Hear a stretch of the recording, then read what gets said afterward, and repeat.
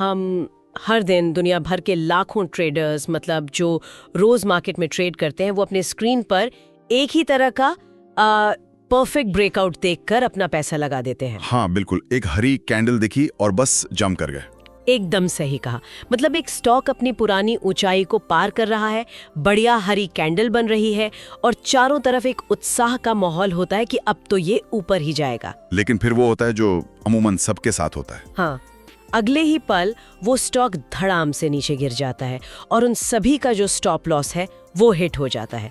अब देखिए, ये कोई बदकिस्मती नहीं है। नहीं, बिल्कुल नहीं, ये कोई रैंडम चीज नहीं है। वही तो, ये मार्केट के बड़े शिकारियों द्वारा बिछाया गया एक बहुत ही सोचा समझा जाल है। तो आज के इस गहरे विश्लेषण में हम इसी विषय पर चर्चा कर रहे हैं। और ये बहुत ही जरूरी चर्चा है आज के समय में। बिल्कुल। आज का हमारा स्रोत है एडम एडवर्ड्स की किताब स्विंग ट्रेडिंग फॉर बिगिनर्स। और हमारा मिशन ये समझना है कि कैसे कुछ गिने चुने लोग इन छोटी छोटी चालों से लगातार मुनाफा निकालते हैं, जबकि मतलब ज्यादातर लोग केवल लिक्विडिटी का चारा बनकर रह जाते हैं ना। एकदम सही, क्योंकि ये सब केवल चार्ट पर बनी लकीरों का खेल नहीं है। ये वॉल्यूम, प्राइस और इंसान की साइकोलॉजी का एक बहुत ही जटिल चक्रव्यूह है। सही बात है। और इस चक्रव्यूह का सबसे खतरनाक हिस्सा ये है कि ज्यादातर लोग बहुत ही अधूरी जानकारी के साथ इसमें उतर जाते हैं। मतलब सिर्फ प्राइस देखकर? हाँ, बस प्राइस। उन्हें लगता है कि अगर कोई स्टॉक ऊपर जा रहा है तो बस उसे खरीद लेना चाहिए। लेकिन बाजार को सही तरीके से पढ़ने की क्षमता केवल सतह को देखने से तो नहीं आती है ना। जाहिर है। प्राइस तो मतलब केवल एक विज्ञापन की तरह है। असली कहानी जो है वो वॉल्यूम और उस प्राइस मूवमेंट के पीछे छिपे मनोविज्ञान में होती है। मैं इस बात को एक एनालॉजी से समझाती हूँ। बिना वॉल्यूम और साइकोलॉजी को समझे केवल चार्ट देखना बिल्कुल वैसा है जैसे बिना आवाज के कोई सस्पेंस फिल्म देखना। अरे वाह, ये बहुत ही बढ़िया उदाहरण है ना? मतलब स्क्रीन पर कोई किरदार तेजी से दौड़ रहा है, छुप रहा है, चेहरे पर पसीना है, लेकिन देखने वाले को पता ही नहीं चलेगा कि असली खतरा आ कहां से रहा है, क्योंकि वो बैकग्राउंड म्यूजिक तो है ही नहीं। बिल्कुल। वो संगीत जो तनाव पैदा करता है, जो बताता है कि दरवाजे के पीछे कोई है, वो आवाज तो गायब है। बाजार में भी बिना वॉल्यूम के प्राइस केवल एक मूक अभिनय है। मैं पूरी तरह सहमत हूँ। जब आवाज नहीं होती तो हम केवल ये देख पाते हैं कि क्या हो रहा है, लेकिन क्यों हो रहा है ये तो पूरी तरह से छुप जाता है। और सारा मुनाफा इसी क्यों में है। एकदम। और जब हम इस क्यों को डिकोड करने की बात करते हैं ना, तो स्विंग ट्रेडिंग का नजरिया सबसे ज्यादा तार्किक लगता है। तो स्विंग ट्रेडिंग को आप कैसे समझाएंगे? डे ट्रेडिंग और लॉन्ग टर्म के बीच का कुछ? हाँ बिल्कुल वही। ये ना तो सेकंड्स और मिनटों में ट्रेड करने वाले उन हाई फ्रीक्वेंसी एल्गोरिदम की अंधी दौड़ है, और ना ही सालों तक पैसे फंसाकर भूल जाने वाली इन्वेस्टिंग। अच्छा, तो ये एक बीच का रास्ता है। सही कहा। स्विंग ट्रेडिंग इन दोनों के बीच का एक संतुलन है। यहाँ हम कुछ दिनों या हफ्तों के प्राइस मूवमेंट के सबसे ठोस हिस्से को पकड़ने की कोशिश करते हैं। कम ट्रेड लेकिन बेहतर फैसले। ये सुनने में तो काफी संतुलित लगता है। एल्गोरिदम के खिलाफ लड़ना तो वैसे भी एक आम इंसान के लिए लगभग नामुमकिन ही है। बिल्कुल, वो मशीनें हैं। लेकिन मेरे दिमाग में एक सवाल आ रहा है यहाँ। हाँ, पूछिए। अगर हम हर पल स्क्रीन के सामने नहीं बैठे हैं और केवल कुछ हफ्तों के मूवमेंट को पकड़ना चाहते हैं, तो हम उस सही लहर की पहचान कैसे करेंगे? मतलब आप पूछ रही हैं कि फेक और असली में फर्क कैसे करें? हाँ, समंदर में तो रोज हजारों लहरें उठती हैं, कुछ किनारे तक जाती हैं, कुछ बीच में टूट जाती हैं। तो ये तय कैसे हो कि कौन सा ब्रेकआउट असली है? क्या ये सिर्फ मौसम की भविष्यवाणी करने जैसा नहीं हो गया? देखिए, मौसम की भविष्यवाणी में और बाजार के विश्लेषण में एक बहुत बड़ा अंतर है। वो क्या? मौसम को इंसान कंट्रोल नहीं करता, लेकिन बाजार को इंसान और बड़ी संस्थाएं ही चलाती हैं, और उनकी हर एक चाल ना एक सुराग छोड़ती है। अच्छा। उस सही लहर को पहचानने के लिए हमें बाजार की अंदरूनी मशीनरी को समझना होगा, जिसे किताब में वॉल्यूम प्राइस एनालिसिस या वीपीए कहा गया है। तो ये वीपीए असल में काम कैसे करता है? देखिए, प्राइस हमें ये बताता है कि बाजार कहाँ जा रहा है, लेकिन वॉल्यूम ये बताता है कि बाजार के पास वहां तक पहुंचने के लिए ईंधन यानी फ्यूल है या नहीं। मतलब वॉल्यूम उस फ्यूल की तरह है? बिल्कुल। अगर एक बहुत बड़ी हरी कैंडल बन रही है और प्राइस तेजी से ऊपर जा रहा है, लेकिन नीचे वॉल्यूम बार एकदम सूखा पड़ा है, तो दाल में कुछ काला है। एकदम स्पष्ट रूप से एक कृत्रिम लहर है, एक ट्रैप है। मुझे फिर से एक एनालॉजी याद आ रही है। कार वाली स्थिति लेते हैं। मान लीजिए एक भारी कार किसी खड़ी पहाड़ी पर चढ़ रही है। ठीक है। कार का ऊपर की तरफ जाना वो हमारा प्राइस है। हाँ। अब अगर कार ऊपर जा रही है और उसके इंजन से पूरी ताकत लगाने की तेज आवाज आ रही है, जो कि हमारा वॉल्यूम हो गया। हाँ, जो वॉल्यूम है, तो हमें भरोसा होता है कि कार में दम है और वो चोटी तक पहुंच जाएगी। सही बात है। लेकिन अगर कार ऊपर जा रही है और इंजन एकदम शांत है, कोई आवाज नहीं है, तो इसका सीधा सा मतलब है कि कार अपने मोमेंटम से नहीं चल रही है। शायद उसे किसी दूसरी गाड़ी से खींचकर ऊपर ले जाया जा रहा है। बिल्कुल, टो किया जा रहा है और वो रस्सी किसी भी सेकंड टूट सकती है, और जैसे ही रस्सी टूटेगी, कार बिना किसी चेतावनी के तेजी से नीचे लुढ़क जाएगी एकदम, और लोगों का नुकसान हो जाएगा। ई की भाषा में इसी कार के नीचे लुढ़कने के खतरे को हम बुल ट्रैप कहते हैं। बिना इंजन की आवाज के कार का ऊपर जाना फिजिक्स के नियम के खिलाफ है। और बिना वॉल्यूम के प्राइस का बढ़ना मार्केट की नियम के खिलाफ है। बिल्कुल। कम वॉल्यूम पर होने वाले जो ब्रेकआउट होते हैं ना, वो अक्सर एल्गोरिदम द्वारा ट्रिगर किए जाते हैं। वो बस ये देखते हैं कि ऊपर बेचने वाला कोई नहीं है, तो प्राइस को हल्का सा धक्का दे देते हैं। और आम इंसान उस चढ़ते हुए प्राइस को देखकर लालच में आ जाता है। हाँ, वो उसे असली ब्रेकआउट समझकर ऊंचे दाम पर खरीद लेता है, और यहीं से बाजार के बड़े खिलाड़ियों का असली खेल शुरू होता है। तो मतलब अगर बाजार में बिना वॉल्यूम के प्राइस का ऊपर जाना एक जाल है, तो जाहिर सी बात है कि ये जाल अपने आप तो नहीं बिछता होगा। बिल्कुल नहीं, इसके पीछे बहुत बड़ा दिमाग होता है, और उससे भी ज्यादा बड़ा पैसा काम कर रहा होता है।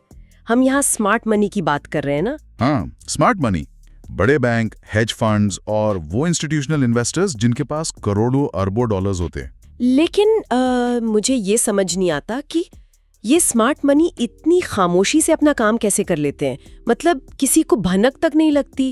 क्योंकि उनका तरीका बहुत ही व्यवस्थित और धैर्यपूर्ण होता है। अब सोचिए, किसी बड़े बैंक को किसी कंपनी के 1 करोड़ शेयर खरीदने हैं। ठीक है। अगर वो एक साथ मार्केट ऑर्डर लगा देंगे तो क्या होगा? प्राइस तुरंत आसमान छूने लगेगा। हाँ, और उन्हें खुद ही महंगे दाम पर खरीदना पड़ेगा। बिल्कुल। इसलिए वो ऐसा कभी नहीं करते। इसके बजाय वो हफ्तों या महीनों तक एक्यूमुलेशन यानी संचय का एक दौर चलाते हैं। वो प्राइस को एक छोटी सी रेंज में फंसा देते हैं। अच्छा, तो वो धीरे धीरे खरीदते हैं। हाँ, जब प्राइस नीचे आता है तो थोड़ी सी खरीदारी करते हैं, जब ऊपर जाने लगता है तो खरीदना बंद कर देते हैं। बिना किसी शोर शराबे के अपना पोर्टफोलियो भरते रहते हैं। तो ये एक तरह से एक स्प्रिंग को धीरे धीरे दबाने जैसा है। एकदम सही। वो स्प्रिंग को तब तक दबाते हैं जब तक उनके सारे ऑर्डर पूरे नहीं हो जाते। लेकिन फिर वो फेक आउट या छलावा कैसे पैदा होता है जिसमें हम जैसे आम ट्रेडर फंस जाते हैं? ये बाजार का सबसे निर्मम हिस्सा है, सच बताऊं तो। स्मार्ट मनी को अपना मुनाफा बुक करने के लिए बहुत बड़ी संख्या में खरीदारों की जरूरत होती है। जाहिर है, किसी को तो बेचेंगे वो। हाँ, और अगर वो एक साथ बेचना शुरू करेंगे तो प्राइस गिर जाएगा। इसलिए उन्हें एक लिक्विडिटी पूल की तलाश होती है।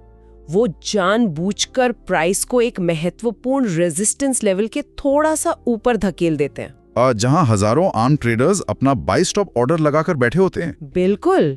जैसे ही प्राइस उस लाइन को पार करता है, आम ट्रेडर्स को लगता है कि बस अब तो असली तेजी आ गई। वो अंधाधुंध खरीदारी शुरू कर देते हैं, और इसी भीड़ का फायदा उठाकर स्मार्ट मनी अपना सारा माल महंगे दाम पर उन्हें चिपका देती है। सही कहा। और जैसे ही स्मार्ट मनी बाजार से बाहर निकलती है, प्राइस का जो सपोर्ट था वो खत्म हो जाता है और स्टॉक ढाम से नीचे। हाँ। बाप रे, ये तो पूरी तरह से एक शिकारगाह का दृश्य है।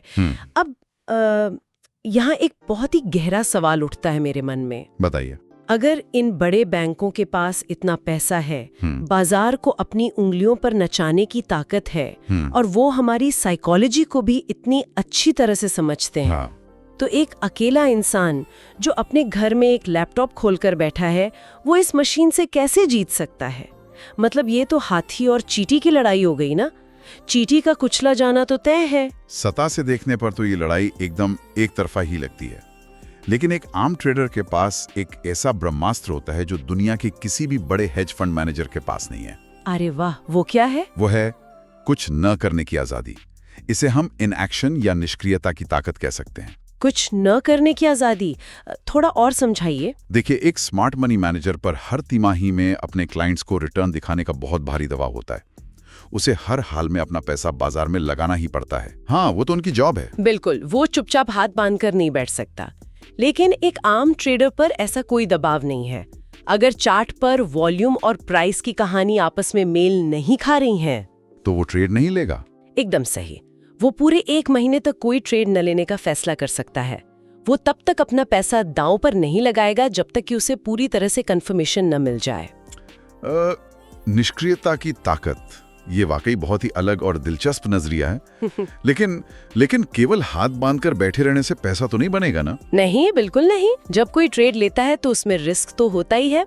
तो फिर उस रिस्क को कैसे तौला जाए कि लंबे समय में हारने के बावजूद इंसान फायदे में रहे? और यहीं पर गणित और संभावनाओं का खेल सामने आता है। एक पेशेवर ट्रेडर कभी भी ये भविष्यवाणी नहीं करता कि अगली बार क्या होगा। मतलब वो कोई ज्योतिषी नहीं है। बिल्कुल, वो केवल रिस्क टू रिवॉर्ड रेशियो पर काम करता है। मान लीजिए एक ट्रेडर केवल वही ट्रेड लेता है जहां उससे 1 रुपए खोने के बदले 3 रुपए कमाने की उम्मीद हो, यानी 1.3 का रिस्क टू रिवॉर्ड। हाँ, इस गणितीय बढ़त का मतलब है कि अगर वो ट्रेडर 10 में से 7 बार गलत भी साबित होता है ना, अच्छा, 7 बार गलत होने पर भी, हाँ, अगर 7 बार उसका स्टॉप लॉस हिट हो जाता है, तब भी वो लंबे समय में नुकसान में नहीं रहेगा। कैसीनो इसी सिद्धांत पर तो काम करते हैं। बिल्कुल, वो कई बाजियां हारते हैं, लेकिन 10,000 बाजियों के बाद वो छोटा सा गणितीय अंतर ही उन्हें करोड़ों का मुनाफा दे देता है। ये समझना कि हारना सिस्टम का ही एक हिस्सा है, ये बहुत लॉजिकल लगता है।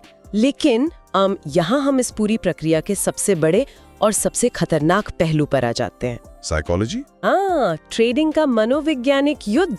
गणित समझना एक बात है, लेकिन जब स्क्रीन पर किसी का खून पसीने का पैसा लाल रंग में कम होता हुआ दिखाई देता है ना, तो सारी तार्किकता हवा हो जाती है।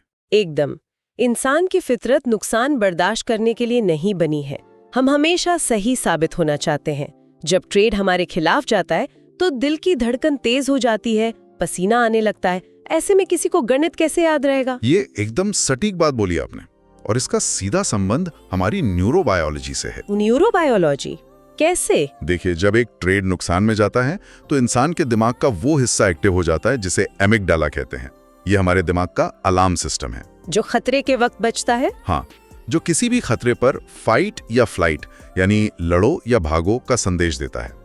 लाखों साल पहले ये शेर या चीते से बचने के काम आता था। लेकिन आज इस स्क्रीन पर लाल रंग के नंबर देखकर ट्रिगर हो जाता है। बिल्कुल, और जब अमिगडाला हावी होता है तो दिमाग के उस हिस्से में खून का बहाव कम हो जाता है जो लॉजिक और गणित को समझता है, जिसे प्रीफ्रंटल कॉर्टेक्स कहते हैं। ओह, तो इसी वजह से अच्छे खासे समझदार लोग भी मार्केट में घबराहट में बेवकूफी भरे फैसले ले लेते हैं। एकदम सही, वो घबरा कर बॉटम पर बेच देते हैं या टॉप पर खरीद लेते हैं। तो ये महज डर या लालच नहीं है, ये तो एक तरह का बायोलॉजिकल हाईजैक हो गया। बिल्कुल, बायोलॉजिकल हाईजैक है। तो अगर हमारा अपना दिमाग ही हमारे खिलाफ इस तरह से काम कर रहा है, तो फिर इस एमिगडाला को शांत करने का और उस लॉजिकल हिस्से को वापस कंट्रोल देने का क्या तरीका है? इस बायोलॉजिकल हाईजैक को तोड़ने का सबसे कारगर तरीका है जर्नलिंग। जर्नलिंग मतलब लिखना? हाँ, अपने हर फैसले को लिखना। लेकिन यहाँ जर्नलिंग का मतलब केवल नफा नुकसान का एक्सेल शीट बनाना नहीं है, ये एक मनोवैज्ञानिक जर्नल होना चाहिए। अच्छा, तो उसमें क्या लिखना चाहिए? जब भी कोई ट्रेडर बाजार में कोई ट्रेड लेता है तो उसे एक कागज पर लिखना चाहिए कि उसने ये फैसला क्यों लिया, उस वक्त प्राइस और वॉल्यूम कैसा था, और शायद ये भी कि वो कैसा महसूस कर रहा था। सबसे जरूरी बात वही है, क्या उसे ये ट्रेड छूट जाने का डर सता रहा था? क्या वो अपनी पिछली हार का बदला लेने के लिए बाजार में कूद रहा था? मतलब लिखते समय हम अपनी ही विचारों को एक बाहरी व्यक्ति की तरह देख पाते हैं। बिल्कुल। ये तो खेल की दुनिया के उस नियम जैसा हो गया जहां एक पेशेवर एथलीट मैच के बाद अपनी ही वीडियो रिकॉर्डिंग को देखता है। हाँ, फ्रेम दर फ्रेम एनालाइज करता है। वो सिर्फ ये नहीं देखता कि उसने छक्का मारा या वो आउट हो गया, वो ये देखता है कि जब गेंद उसके पास आ रही थी तब उसके पैरों का बैलेंस कैसा था, क्या उसके बल्ले की ग्रिप सही थी या वो मानसिक रूप से जल्दबाजी में था। एक बात सही है। और न्यूरोबायोलॉजी के नजरिए से देखें तो जब इंसान किसी चीज को लॉजिकली लिखने की कोशिश करता है तो उसे भाषा का इस्तेमाल करना पड़ता है, और भाषा का काम दिमाग के लॉजिकल हिस्से में होता है। बिल्कुल, प्रीफ्रंटल कॉर्टेक्स में। यानी जर्नलिंग की ये छोटी सी आदत जबरदस्ती आपके एमिगडाला को शांत करके दिमाग के लॉजिकल हिस्से को वापस चालू कर देती है। अरे वाह, ये तो बहुत ही शानदार है। हाँ, जो व्यक्ति अपने ही अंदर के अंधेरों को नहीं समझ सकता वो बाजार की जटिलताओं को कभी नहीं समझ सकता। सफलता रोज कोई नई स्ट्रैटेजी खोजने में नहीं है, बल्कि अपनी पुरानी गलतियों को दोहराने से बचने में है। एकदम सही। ये एक बहुत ही शक्तिशाली विचार है कि बाजार से लड़ने से पहले इंसान खुद से लड़ना पड़ता है और अपनी बायोलॉजिकल कमजोरियों पर जीत हासिल करनी होती है। सही बात है। तो जैसे जैसे हम इस गहरी चर्चा के निष्कर्ष की तरफ आते हैं, पूरी तस्वीर बिल्कुल साफ हो जाती है। स्विंग ट्रेडिंग केवल कुछ चार्ट पैटर्न्स को रटने का नाम नहीं है। बिल्कुल नहीं। ये प्राइस और वॉल्यूम के मेल से बाजार की असली कहानी को पढ़ने की कला है। आज हमने समझा कि कैसे स्मार्ट मनी अपने बड़े ऑर्डर्स को छुपाकर लिक्विडिटी के जाल बिछाती है, और कैसे बिना वॉल्यूम वाले ब्रेकआउट्स में फंसना एक आम ट्रेडर की सबसे बड़ी गलती होती है। और इन सबसे ऊपर हमने ये देखा कि इस पूरे खेल में सबसे बड़ा हथियार कोई सुपर कंप्यूटर नहीं है, बल्कि निष्क्रियता और इंतजार करने की क्षमता है। बिल्कुल। संभावनाओं के खेल को समझना और जर्नलिंग के जरिए अपने इमोशंस को अनुशासित करना ही वो रास्ता है जो किसी को सट्टेबाज से एक पेशेवर ट्रेडर बनाता है। बाजार कभी किसी के कंट्रोल में नहीं होता, इंसान के कंट्रोल में केवल उसकी अपनी तैयारी होती है। तैयारी ही वो असली चीज है जो हमें भविष्य की अनिश्चितताओं का सामना करने की ताकत देती है। बाजार हर दिन एक नया जाल बिछाएगा, लेकिन उससे बचना है या उसमें कूदना है, ये पूरी तरह से हमारे हाथ में है। एकदम सही कहा आपने। तो इस पूरे विश्लेषण के बाद एक ऐसा विचार सामने आता है जो केवल ट्रेडिंग तक ही सीमित नहीं है। हमने आज देखा कि कैसे बिना ठोस वॉल्यूम के महज प्राइस को ऊपर जाता देख लोग अंधाधुंध पैसा लगा देते और स्मार्ट मनी के फेक आउट का शिकार हो जाते हैं। बिल्कुल। तो जरा सोचिए, हम अपनी जिंदगी में भी अक्सर ये मान लेते हैं कि लगातार कुछ ना कुछ करते रहना ही सफलता की कुंजी है। हम हर अवसर, हर रिश्ते और करियर के हर छोटे बड़े बदलाव पर तुरंत रिएक्ट करते हैं क्योंकि हमें पीछे छूट जाने का डर सताता है। फोमो जिसे कहते हैं। हाँ, फोमो। लेकिन ट्रेडिंग हमें एक बहुत ही विरोधाभासी सबक सिखाती है कि कभी-कभी हाथ बांधकर सही मौके का इंतजार करना दुनिया का सबसे आक्रामक और लाभदायक कदम हो सकता है। सही बात है। तो क्या जिंदगी के अन्य पहलुओं में भी हम उस सही मजबूत लहर और कंफर्मेशन का इंतजार कर रहे हैं, या महज दूसरों को दौड़ता देख बिना किसी ठोस वजह के हर छोटी लहर पर छलांग लगाकर अपनी ऊर्जा और समय बर्बाद कर रहे हैं? ये सोचने वाली बात है।